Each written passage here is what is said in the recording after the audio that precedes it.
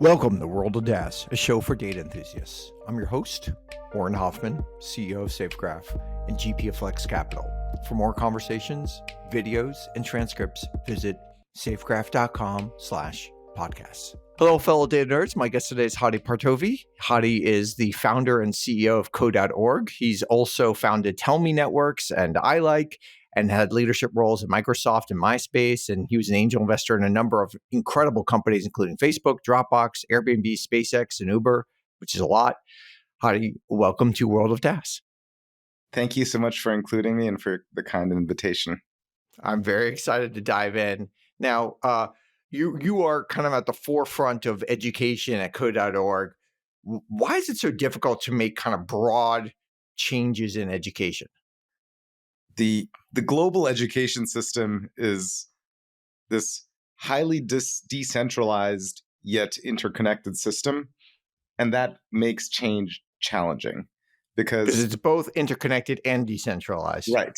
Okay. If it was one person ruled the entire world and said everybody should do one thing, that would work.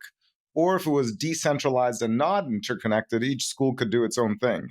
But the problem is it's decentralized. But if you change one thing, like if a school changes something, but the universities don't accept that, you can't change one part and not the other. Everything needs to change together. And so whatever that changes, it's not a system that moves super rapidly to evolve to change, but it can. We saw during the pandemic, every school reacted with a lot of agility, not always doing the right things, but at least they had agility. Yeah. And so the work we're doing at Code.org is to change curriculum to make computer science part of the core basic curriculum. And we've had tremendous success considering how hard this system is to change. In the US also, it's like if you need to adhere to certain things to get state funding, you may have to adhere to get certain local funding. I know federal funding is still a very small percentage of kind of K through 12, but you may have to adhere to certain things to get federal funding as well. Is that part of the problem? Yeah, the US system is not just decentralized. It has multiple levels of who makes decisions. And for the work that we do in the United States, we have to work at all those levels, the local level, the state level, the federal level. They each have different types of influence, and that influence is different depending on which state you're in.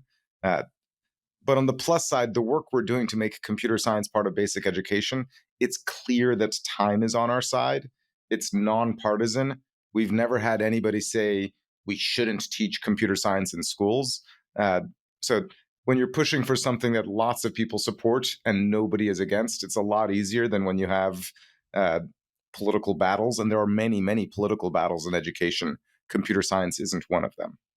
Well, but I assume in political and computer science, teaching computer science more means teaching something else less. There's only a certain number of hours in the day, right? So is there a sense like we should replace calculus with computer science, or we should replace certain, I don't know, social studies with computer science, or how do you think about that?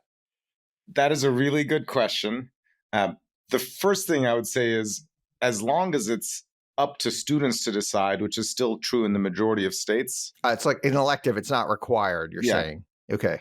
If it's just an elective, let students choose what's best for them. Yep. That said, we're moving to argue that this should be more than elective, that it should be a graduation requirement. But when Code.org says that, we don't advocate for what should be removed.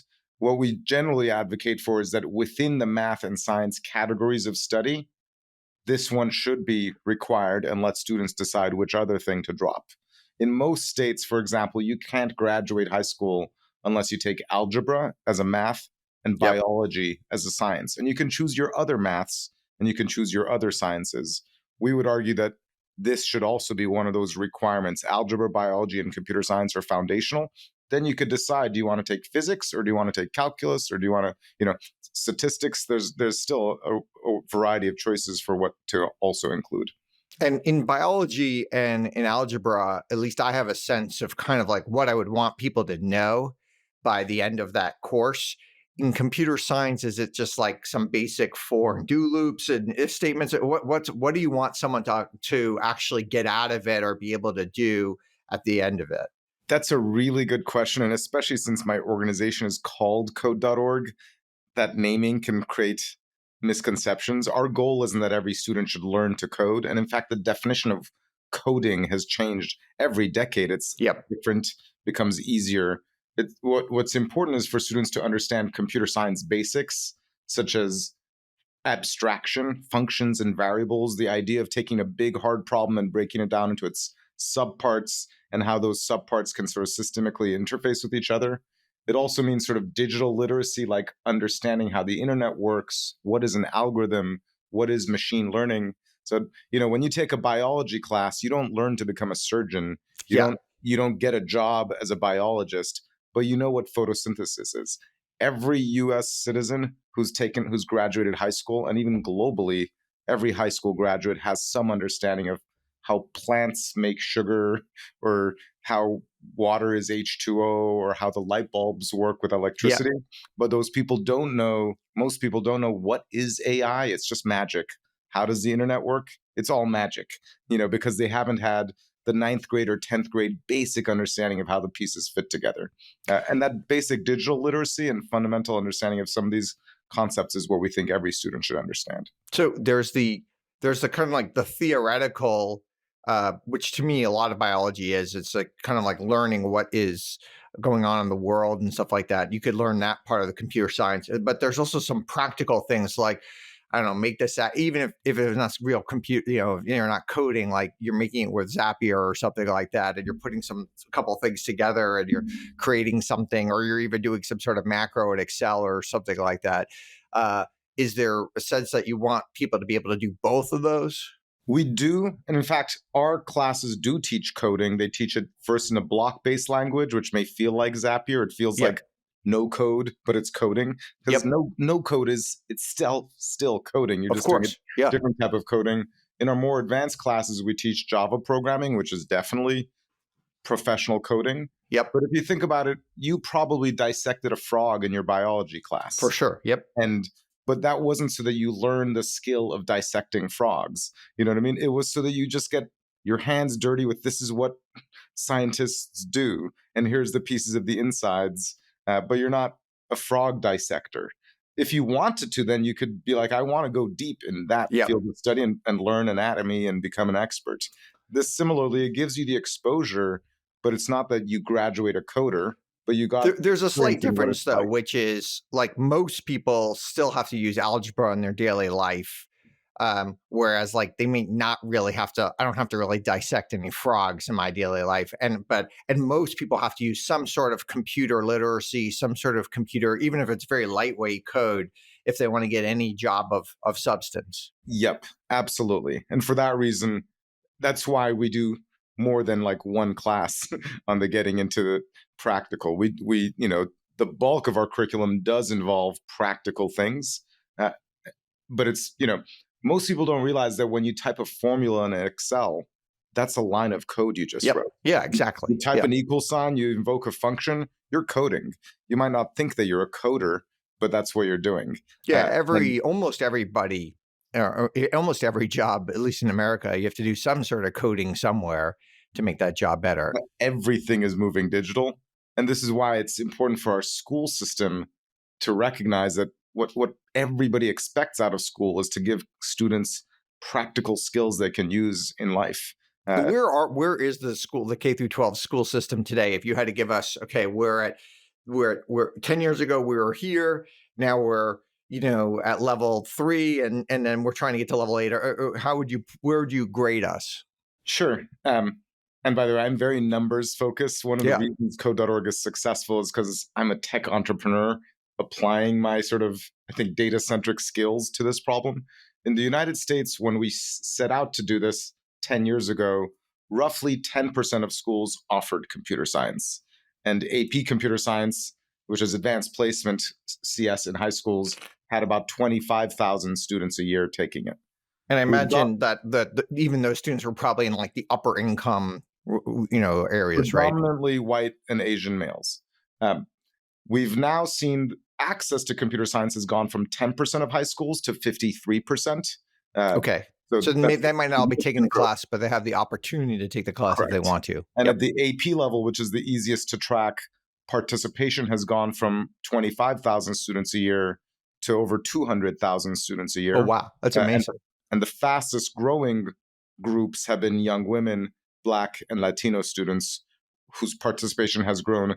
Overall participation has grown tenfold. Their participation has grown faster than tenfold. So we're also improving the diversity in the field. So all of that is fantastic as a I guess grade for the U.S. Globally, some countries have seen similar growth, others have not. Okay. We've helped on the order of 70 countries announce national plans for computer science. Uh, some of those have been incredible in their efforts. Some of them have been more muted. And then there's at least 100 countries that haven't acted yet. Now, when I was in college, taking computer science classes, I never took a computer science class in high school. I would say it was, roughly 75% male. It was probably 80% Asian when I was in college. How is that changing? Um, one interesting way to ask this question is if you Google tech CEO in Google Images, you'll just see white male images.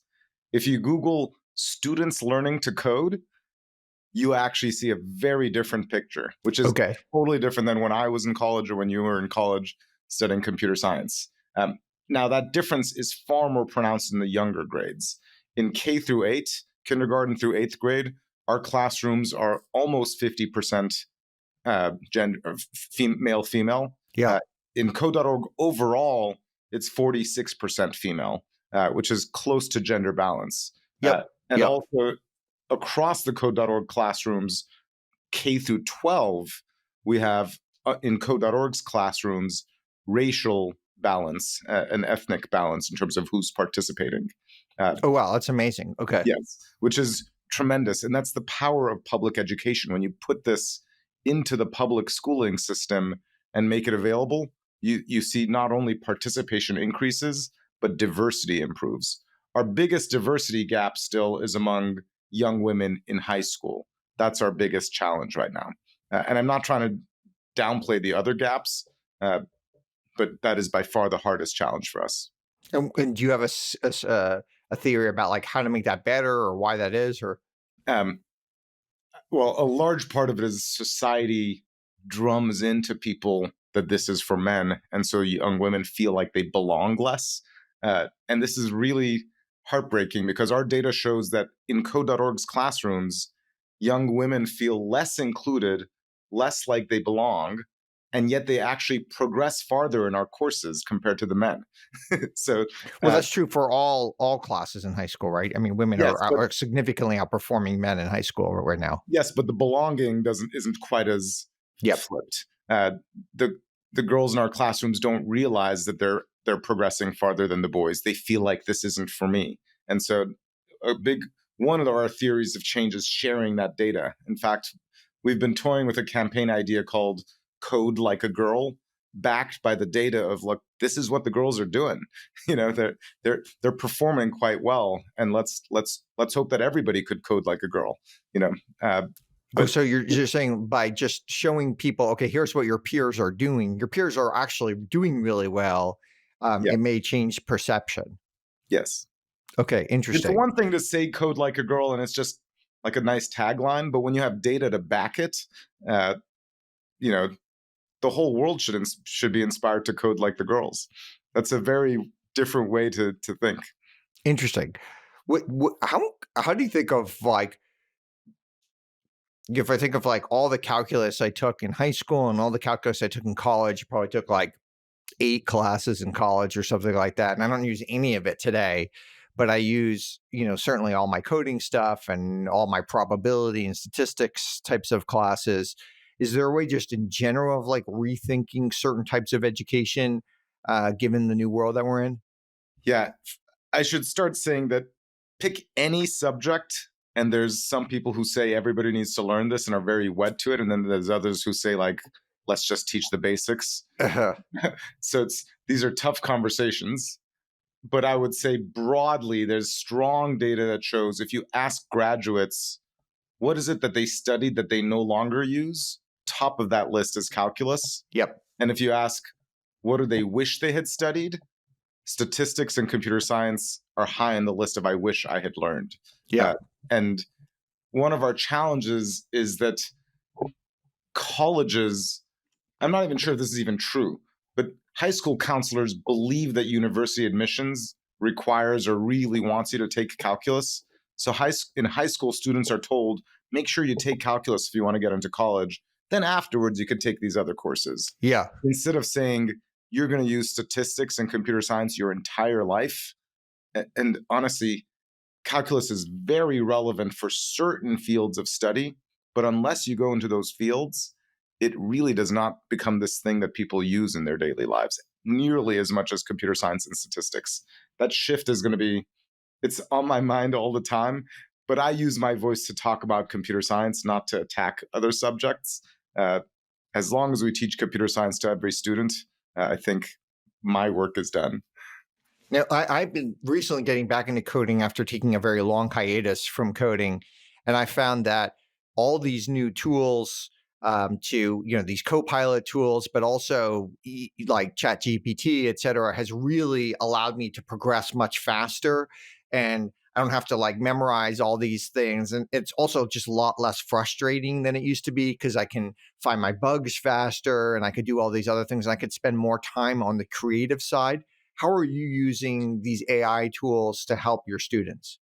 So I would first say I regularly get asked, now that AI can write code, should we stop teaching coding? And AI can write. Now that AI can write, we haven't stopped teaching writing. Right, right. Nobody would suggest that we should stop teaching to write just because AI can do it. In fact, the power of writing is far greater now that you can write 10 times as much when you use an AI. And anybody who's illiterate is already left behind, but is extra left behind if they can't tap into that power. And the same is true with coding. Now that AI can help you with coding, the superpower of knowing how to code just increased. And if you are illiterate in coding, you are extra left behind relative to the person who has that superpower. Now, it's important that when we teach computer science and coding, we don't teach people to become coders. We teach people to become AI-powered coders, to recognize how to use this superpower, because it is transformative in terms of the productivity, and it's also just more fun and more creative. When my dad was learning to code, it involved punching ones and zeros into punch cards. Yep. Nobody teaches that anymore. It's unnecessary. And similarly, AI is enabling the work of coding to become more higher level thinking, more abstract, more creative. Those are the things we should lean into and let the computers take care of things like, where does the semicolon go? And did you match your parentheses? That's like the sort of arduous mechanical side that is increasingly automated. Now, a couple of questions. You've been super successful entrepreneur and investor. You've made a lot of early investments. I envy your portfolio in some just incredible companies. Is there some sort of common denominator you saw in these companies, or is there some way of repeating that success? I wish I had a sort of predictable way of repeating it. Some of my greatest investments were the smallest checks I've ever written. Whether Facebook or Dropbox, both of those were 1000x return on investment off of very, very small base. Check, okay, yeah. unfortunately. But what I would say is a common denominator, and is very hard to put into practice, easy to say, is I like to invest in people and not in ideas. It is so common as an investor to hear an idea and then hone in on, is this a good idea or is it a bad idea? Whereas what I try to do, and I can't say I do this perfectly, is if somebody's pitching me an idea, think of it as a job interview. Would I hire this person? Do I think they're in the top 1 to 2% of people I would hire? And those are different questions. When you interview somebody for a job, you ask them about their resume, but the resume is just a talking point to judge how high caliber of a person is this. And similarly, when somebody pitches a business idea, what I strive to do is just use the business idea and the resume as sort of the area for talking about the person as an individual. And I say this because I've seen people take terrible ideas and make them into amazing successes. And I've seen people take amazing ideas and botch them. And that difference is about the person, not the idea. To give you some examples, there are two cases I invested in people who I thought the idea was terrible. One was when Tony Hsieh started Zappos, selling shoes on the internet during a time of dial-up. Even getting an image on the internet was like super slow on dial-up, and he wanted to sell shoes. You can't even try on the shoes. Yeah. I thought the idea was terrible, but I had worked with Tony in the past, and it's Tony, he's good. I made an investment. Or another person I had, a serial entrepreneur who was the first angel investment I made, Jake Kimmelman. He started a company, and I said, I want to be your first investor. And he said, are you sure you don't want to hear the idea? I'm like, I'm going to invest, but sure, tell me the idea. And this is a pretty strong thing to say. He's like, you're going to want to know this. He said, I'm going to start a school system in Africa. And I was like, okay, like a online school? He's like, no, like physical schools. I was like, oh, so like online powered physical schools. And he was like, no, our schools don't have electricity. They are just schools. And I was like, where's the technology? He's like, it's not a technology company. I'm building a school system.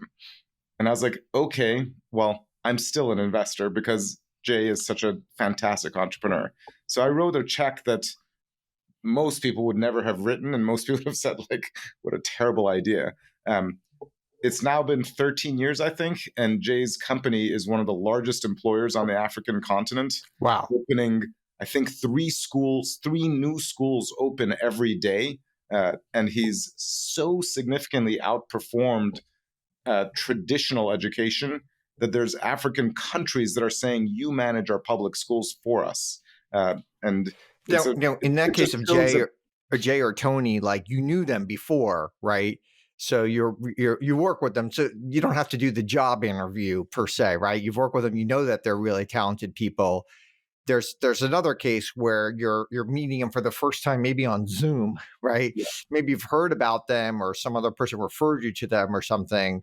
How are you designing that like 30-minute call with them to get the most information to make your investment decision? So what I try to do, and again, like I said, I can't do this perfectly, but what I try to do is think of it more like a job interview than like evaluating the person.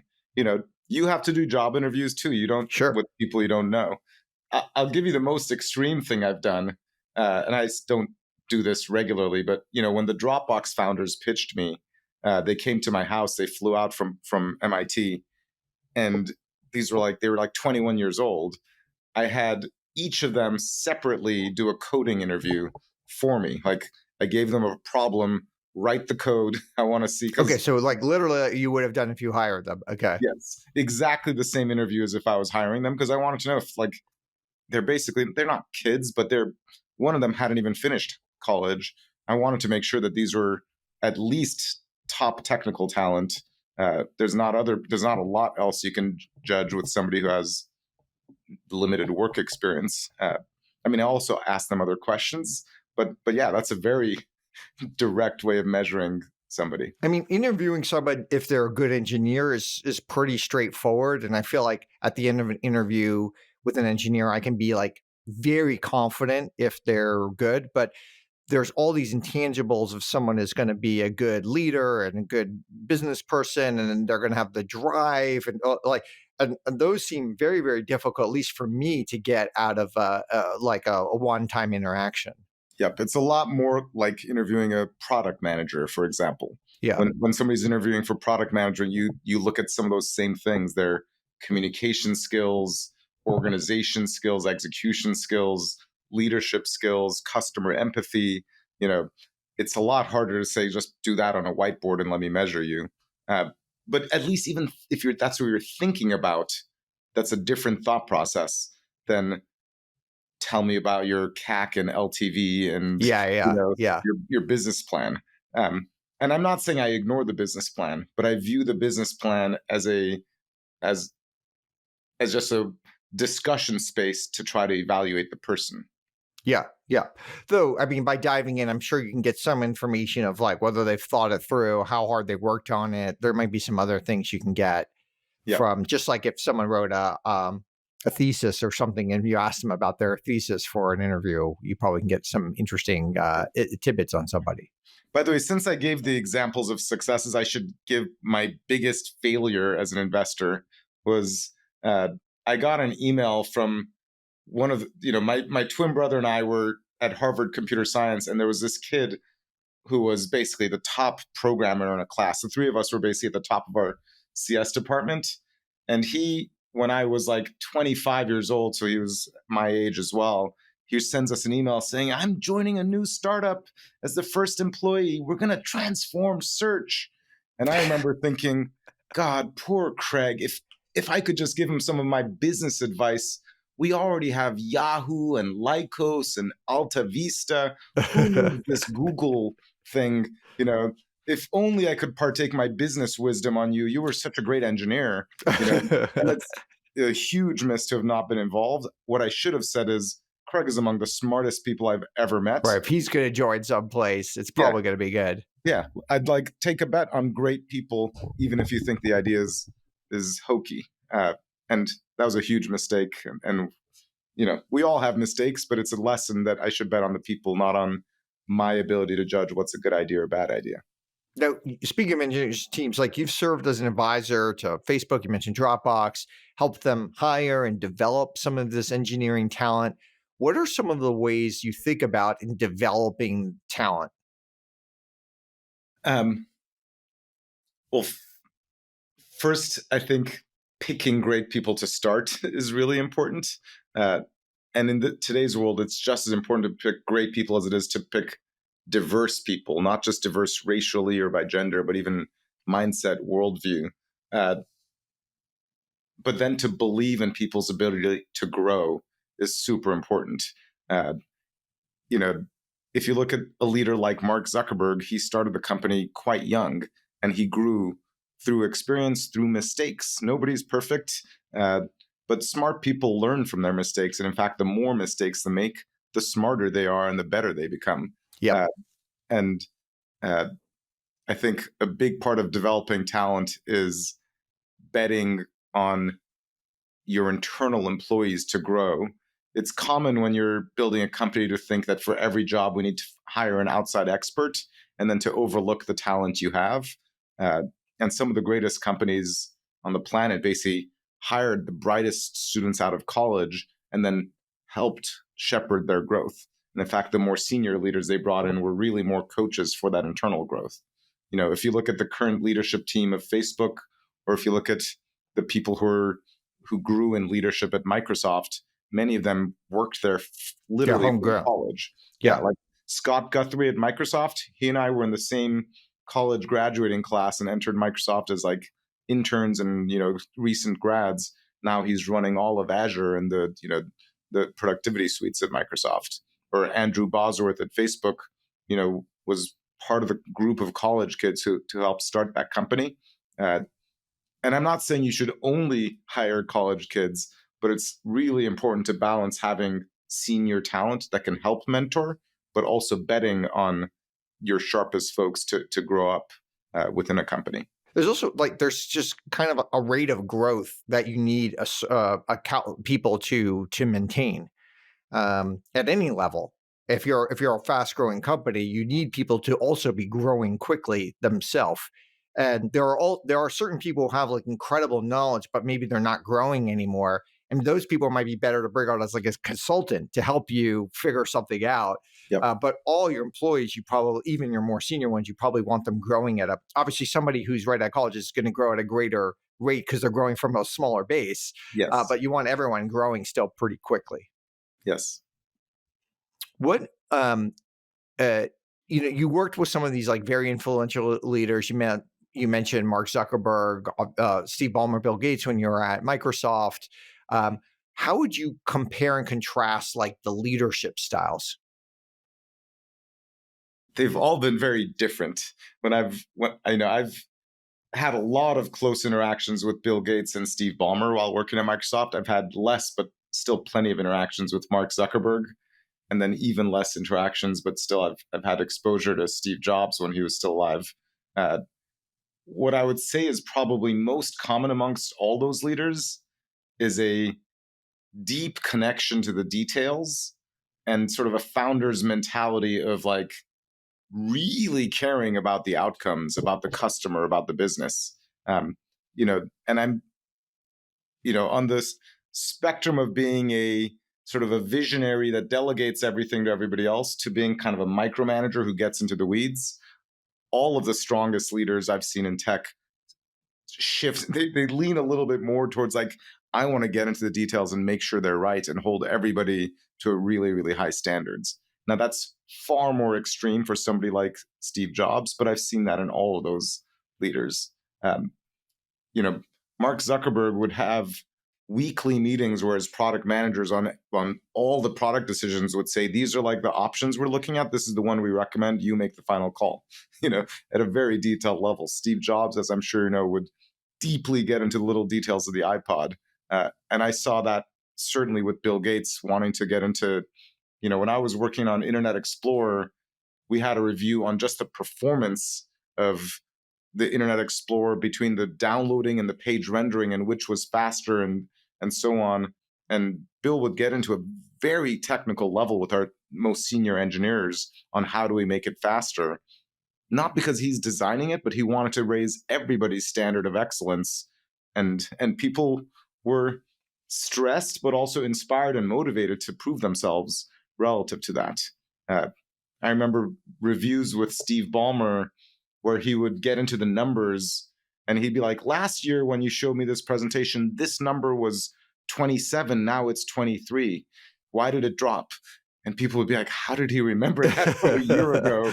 But like, you realize this person really cares, and it engenders this sense of like, we all really need to care about the outcome for our business and for our customers.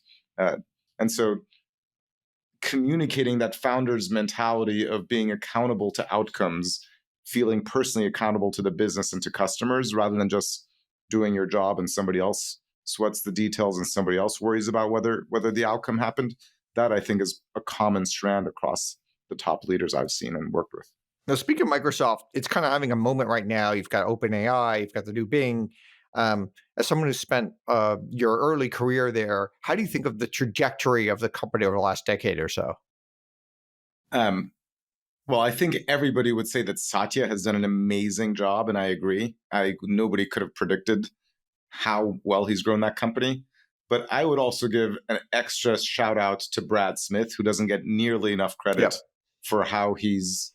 And I think he designs it in a way he doesn't want the credit, which is partially why he's so effective, right? Yeah, but exactly. But Microsoft has steered through this time of strong governmental worry in a regulatory environment that should be, harsh on the largest tech companies.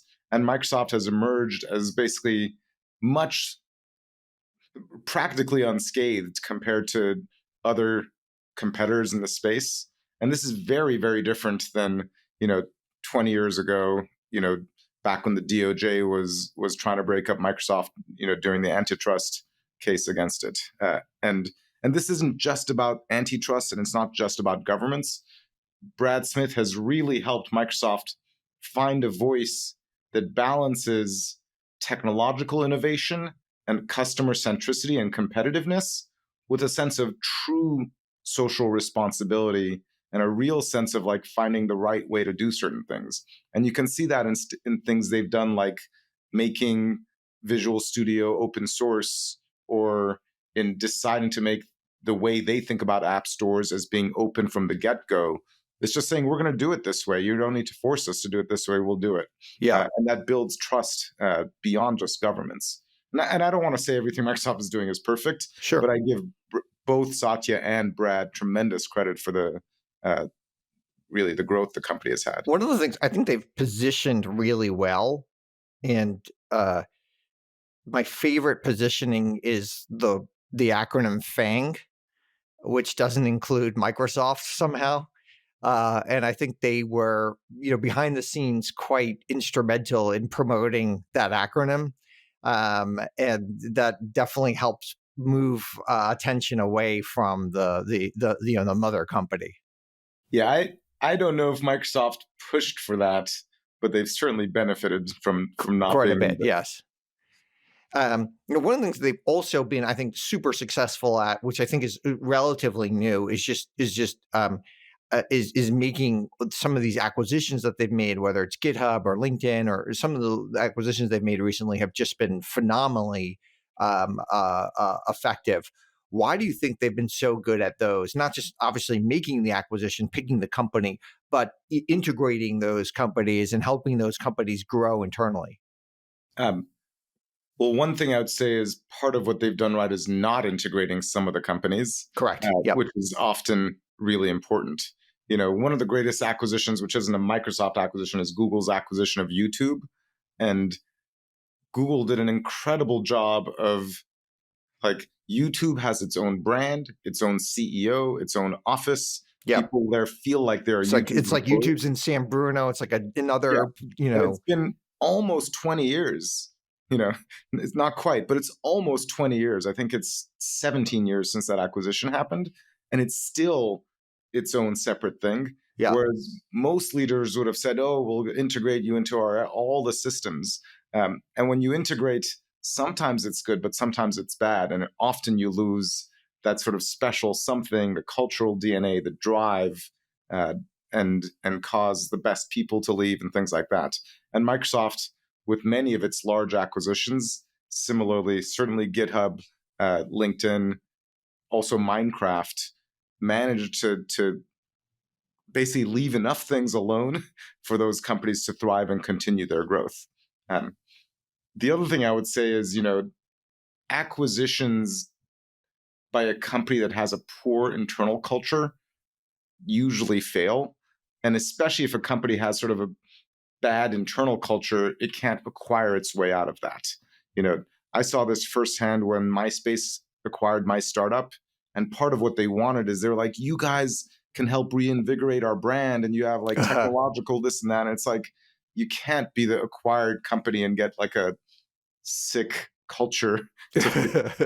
um, and the reverse is true. A strong culture, if it acquires a company, it can thrive better. And I think a lot of what Satya has done at Microsoft has really invigorated the culture of that company in a way that you wouldn't expect in a decades old public company. Now, back to education, you wrote a tweet that went viral on Stanford's kind of harmful language list. Why do you think these speech codes are so worrisome? This is very personally important to me. I grew up in revolutionary Iran after the Islamic Revolution and the morality police. So my childhood was a childhood where we really did not have freedom of speech. And I needed to worry. And did Not you just, even know at an early age to self-censor? Like, did oh, you yeah. somehow? Okay. I was 6 years old when they took all our school books away and gave us new school books. And I was like, what was wrong with the old school books? It's kind of obvious. And I knew from my parents, like, we immediately had the talk of like, don't say this, don't say that, don't say this, don't ever say this. I had to pretend to be Muslim. I had to pretend to be a supporter of the Islamic Revolution. My daily classroom, every day before school, we would chant Death to America for 10 minutes. And I had spent some time in America. I had family in America. I didn't believe any of that, but I had to act like I believed it. And I knew that if I shared my true feelings, it would mean, bad danger for not myself, but also my parents. And so I lived in a world of fear, of speaking anywhere. Even inside our homes, we would say the walls have ears.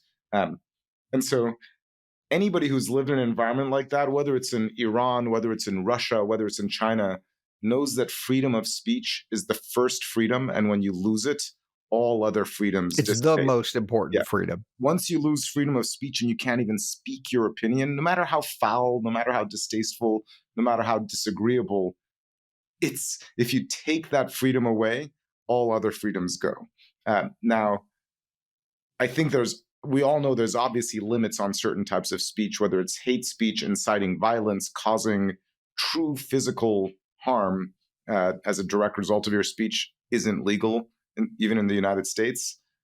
But we are in a culture right now where people are expanding the definition of harm that comes from speech. And I think it's important to recognize that speech can hurt people's feelings, but at the same time, the solution to that isn't to ban speech and to to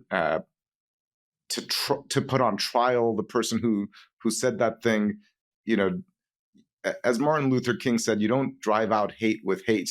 Only love can do that.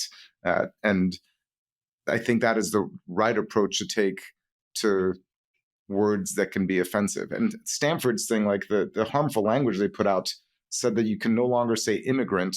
You have to call somebody a person who immigrated, and you can no longer call somebody American. They're a U.S. citizen. So myself as an Iranian American immigrant, I can't even identify as who I am anymore because it's allegedly harmful language. And I think we just need to, in our country, I think we need to all ratchet down a little bit the temperature. We're all humans. We're all Americans. And we're How did all we part of a get there? Like, global that's world. what I don't understand. Like, Stanford is one of the most important institutions in our country. Um, anyone who saw this, it just was silly, right? It just seems silly, this whole thing. Like, when you look at it, it doesn't seem like it was created by a serious person. And like, how did we actually get there? Like, especially at a place like Stanford. I think our society, and this is compounded by many different things, whether it's the physical neighborhoods people live in, the schools they go to, their friends they have on social media, we're increasingly getting bubbles of everybody who thinks the same in one group and everybody who thinks the same in another group, and then not realizing the common ground we share, and instead thinking this is okay and that's bad, you know, and uh, and you see this in every political debate. Like on the abortion debate, people are strongly against each other, even though ultimately they are still human beings and everybody's trying to make the world a better place, and yet they have such strong feelings against each other as if to dehumanize the other side. And then when you dehumanize somebody, it's easy to then just get down this pathway of I'm just right and they're just wrong, and we're not even going to talk about it. Uh, and I think it's harder, but more important to think, okay, this is another human being. I want to understand what's going through their head. Why are they of a certain point of view? Like every issue has multiple sides, and at least understanding what another point of view is and questioning your own point of view is a hard but important thing to do in today's world. And I think that's part of the goal of freedom of speech, is making sure we have dialogue and find common ground. Universities were once about kind of like truth. They almost all of them have this word veritas as part of their motto, and maybe even playing with different dangerous ideas. Like, why is that worry there? Why are they so worried about safety now? Yeah, I mean, I wouldn't say I'm an expert on this personally, but I think part of it is this sort of association of words and harm, or words and violence, in the sense that like difficult words can cause harm. Yeah, When I grew up, we'd say sticks and stones may break my bones, but words will never hurt me. That's not the motto anymore. Words can be very, very harmful, and we need to ban them. And you see these bans not just in universities. You see other words getting banned by conservatives. So this isn't like, right. That's true. yeah, you have, in some states they're banning certain things in certain textbooks, and in other states they're banning other things, or in universities. And I think it's important to recognize that as humans, true diversity and true inclusivity means recognizing that there's diverging viewpoints and trying to understand them, find common ground, and recognize that nobody's wishes evil on each other, and try to learn from learning about diverse points of view. Now you're in Seattle. Seattle is it's like the number 2 place of startups. So it's always been compared to the Bay Area. How do you compare it to the Bay Area? Seattle, just like you were saying, Microsoft benefits from not being a FANG company. Seattle benefits from not being seen as the Bay Area, but it really punches above its weight in terms of the tech ecosystem. Absolutely. With both Microsoft and Amazon headquartered in Seattle, there is a massive supply of tech talent, And that's one of the most important things for a region to have a strong tech economy. Also, if you start a company in Seattle, getting acquired by one of the major corporations in the area is far easier than if you started your company in, I don't know, say Kentucky. Because people, when they think about acquisitions of at least teams, they think about how to integrate. And Seattle now has many, many large public tech companies, mobile companies, biotech companies. So on that front, I think Seattle, in many ways, is the number two relative to Silicon Valley. Where we fall behind is in terms of venture investment. There's a lot more venture dollars, say, in New York City, even though New York City doesn't have any, trillion-dollar companies that are headquartered there. But I would say, in general, we're moving towards the direction that geography matters a lot less when it comes to technology. All of the greatest startups getting started now are starting up in a remote-first dynamic so that they can hire globally. And I expect that 20, 30 years from now, we'll see unicorns or decacorns among technology companies that don't have a sort of physical location, that they're just global in nature and in their workforce. And a large reason why Code.org is teaching computer science to every student is because you shouldn't need to move to Silicon Valley or Seattle to get a great career in tech. Talent is everywhere, and hopefully opportunity will soon be as well. A few personal questions. Your family is like super connected in tech. Your brother Ali is also a co-founder of Code.org and a very successful entrepreneur. Your cousin Dara is the CEO of Uber. Your uncle Fuzzy, I think you invented Google Sheets, right? Was there something in the water or something in the family background that drew you guys all to tech? That's a great question, and our family doesn't get seen as much because we have different last names, but there's, I think, 15 but of like us. when you think of like the stereotypical Persian, it's like they're a doctor, right? Or something, right? There's You a don't think lot of of necessarily like the doctors. tech person. Yes, but there are now plenty of Iranian Americans in tech, and I have about 15 family members, cousins, uncles, nieces, and nephews working in different tech companies. And what I would say is common amongst us. You said, is there something in the water? My family had, I think, three things that led to this. One is a strong sense of familial love that supported us. The second was a strong cultural insistence on education. But the third was our experience of going through a revolution, leaving a country behind and coming to a new country, basically leaving it all behind and breaking new ground in an undiscovered world. And the immigrant experience is by nature an entrepreneurial one. And when you're an immigrant after a revolution, we belong to a family of entrepreneurs in Iran. So my grandparents and their brothers all created one of the largest industrial companies in Iran. And so all of my cousins were children of entrepreneurs. And then That's cool. all of it was taken away by the government. And then we left our country to come to a new country. So all of us, I have like 30 cousins, all have this sense of, I come from a family of entrepreneurs and they took it away from me.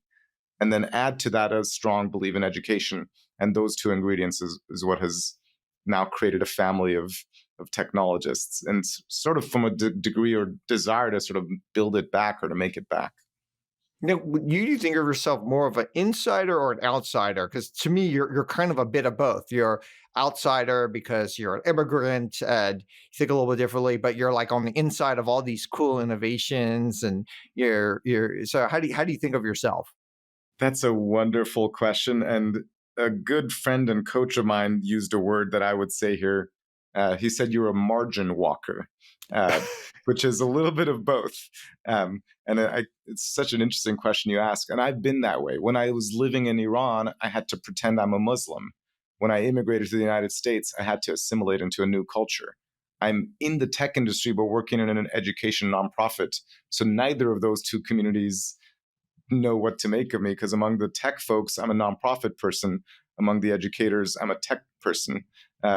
And I've spent my life and my career a little bit as a chameleon. I would say I'm a margin walker. All right, this has been amazing. Last question we ask all of our guests: what conventional wisdom or advice do you think is generally bad advice?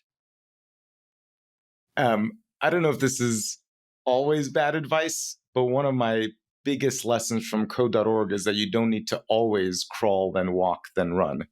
And that sometimes you just shoot straight for the stars. Sometimes you need to crawl, then walk, then run. I don't want to say that that's terrible advice, but sometimes the biggest dream, the biggest vision, the biggest aim actually is easier than aiming for something small. How do you know when one versus the other? So for us, when it's about setting goals and getting people rallied behind something, my wisdom, what I've learned now, really, my experience is that setting the most ambitious, most inspirational goals makes the job easier. When we started code.org and launched the Hour of Code campaign, if we had said, we're trying to get 10,000 kids to learn, people would say, good job, go for it. You're on your own. Instead, we said we want to get 10 million kids to learn to code in a week. And this was like 5 of us. Yeah. People said, how can I help? Because they knew that this is something multiple people should get behind. And so this applies to, Elon Musk wanting to make the world, the human species interplanetary, or to make electric vehicles replace the combustion engine. When you set goals that are bigger than any one company, you get other people to rally behind you. And so you still need to crawl and walk on parts of it, but setting a really ambitious goal, it's better to dream big than to dream small. I love that. This is great. Thank you, Hadi Partovi, for joining us at Roll to Das. I follow you at HADIP on Twitter, and I definitely encourage our listeners to engage with you there. This has been a lot of fun. Thank you so much. It was a wonderful interview. Thank you.